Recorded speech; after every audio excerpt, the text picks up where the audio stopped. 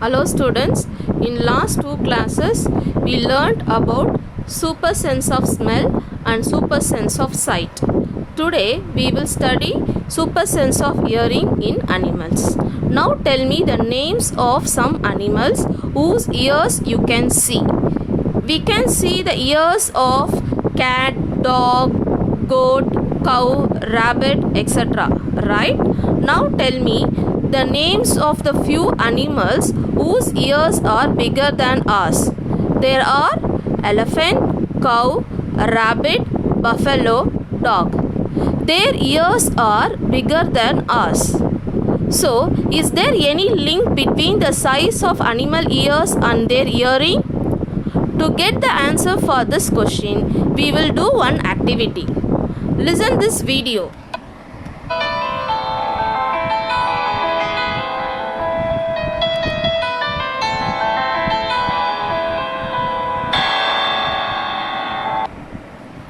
Okay, now put your hands behind your ears as shown in the figure. Again, listen the same audio.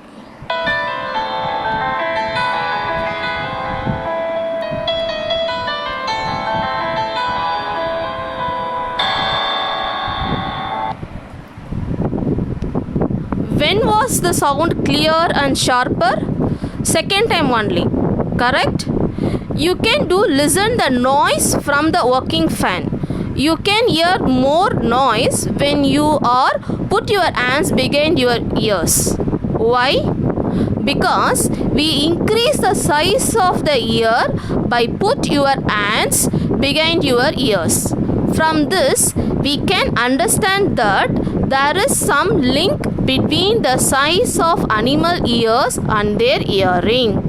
It is believed that the bigger size of the ears, the one can hear the faintest sound. Faintest means the sound which if you whisper very softly, then also these animals can listen to your voice very clearly. The elephant and the dogs have the bigger ears, so they can hear the faintest sound. Now let's see how some animals make use of their super sense of hearing. The elephant's super sense of hearing helps him to protect themselves and their small babies from dangers. The tiger's super sense of hearing helps them to find its prey. The tiger can make out the difference between the different types of sound, like the sound of rustling of leaves, that is the sound of dried leaves, and also the sound of any animal walking on the ground. The tiger can easily make out the difference between these two types of sound. It helps them to find its prey. Similarly, the langur monkeys can listen to all type of dangers coming towards them, and they can warn their friends well in time and they can be safe. The langur can hear the sound of tigers and other dangers as well. They can warn other animals. The next is fish. The fish can sense the danger and give alarm calls by the electrical signal in water. Those kind of the signals can be understood only by other fishes. Some animals can understand when an earthquake or a storm is about to come, and that time they behave very differently. You can see this picture how these birds are flying out of here. In 2004, the few tribes that live in the forest of the Andaman Island noticed the animals behaving in a different manner. They guessed some danger. So they moved away to the safer part of the island. Soon after, the island were hit by the tsunami, but these people were saved. The animals have super senses, so they can understand well in time that an earthquake or a storm is about to come, and they warn against the dangers. But because they can't speak something, they can't tell us. We have to observe their behavior, and then only we can understand that some natural calamity or some kind of accident is about to happen. If we can understand their behavior, we can prepare well in advance. I hope everyone got the concept of super sense of hearing.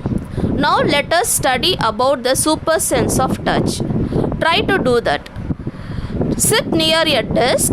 You will notice that when you put your ears on the desk and tap on it, you are able to feel the vibration produced by the sound. And we are able to listen more louder. Vibration means a kind of movement produced in the air. Some animals like snake also can feel the vibration on the ground.